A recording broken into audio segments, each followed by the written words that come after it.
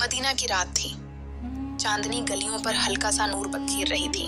लोग अपने घरों में सुकून से सो रहे थे, लेकिन एक शख्स ऐसा था जो उम्र के सुकून के लिए खुद को जागता रखता था। वो थे अमीर अल मोमिनीन हजरत उमर बिन खत्ताब। हजरत उमर के हाथ में एक छोटी सी लाठी, कुंधों पर चादर और दिल में अमद की फिक्र। गली गली चलते वो लोगों के हालात सुनते और देखते रहते। इस रात वो एक कुच्चे मकान के पास से गुजरे। अंदर से हल्की हल्की बातों की आवाज आ रही थी। हजरत उमर रख गए और कान लगाया। अंदर माँ बेटी का मुकालमा। माँ ने कहा, बेटी दूध में पानी मिला दो ताकि मिकदार ज्यादा हो जाए, कल बाजार में ज्यादा दाम मिलेंगे। बेटी की आवाज आई। एंग माँ, अमीर अल मोमिनीन हजरत उमर ने मना किया है कि दूध में पानी न मिलाया जाए, ये धोखा है।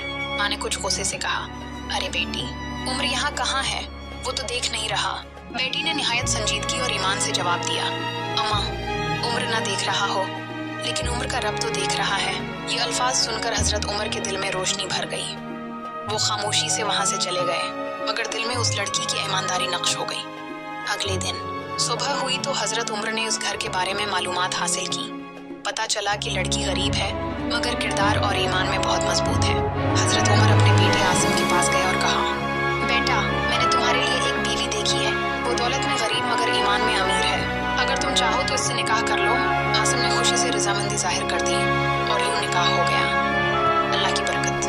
वक्त गुजरता गया। उसी नेक लड़की की नस्ल से एक ऐसा बच्चा पैदा हुआ जिसने बाद में तारीख बदल दी। वो थे उमर बिन अब्दुल अजीज, जिन्हें उनके अदल व इंसाफ की वजह से खलीफा राशिद कहा गया।